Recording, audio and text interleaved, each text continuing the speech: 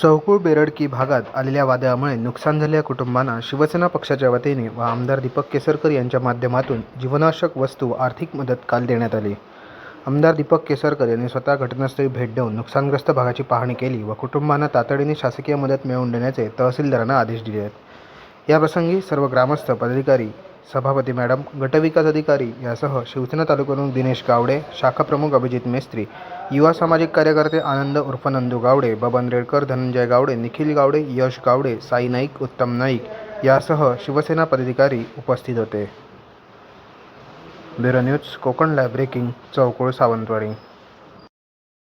शिवसेनाने भाईने हमारी मदद के लिए घरापट्टी 3 लाख घरापट्टी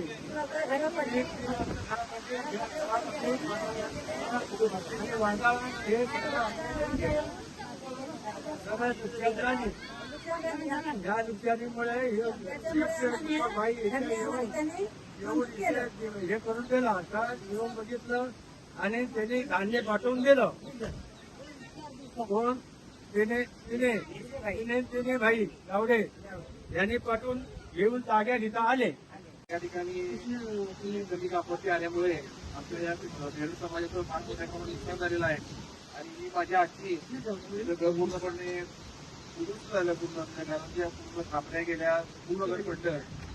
या आजीला आमच्या या शिवसेना पक्षाकडून आमदार दीपकबाईच्या माध्यमातून आम्ही तिला 10,000 रुपयाची मदत करत आहोत। आमचे सर्व पदाधिकारी या ठिकाणी आमच्या सभापती मॅडम आहे, सगळे तमाम आमची जनता यांच्या सगळे आम्ही आज तिला 10,000 रुपये देतो। सभापती मॅडम त्याला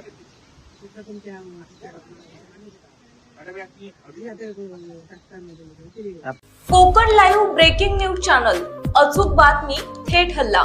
कोकणातील ज्वलंत प्रश्नावर मर्मभेदी लिखाण करून सत्य मांडणारे निर्भीड चॅनल। लाईक करा, सबस्क्राईब करा आणि फॉलो करा।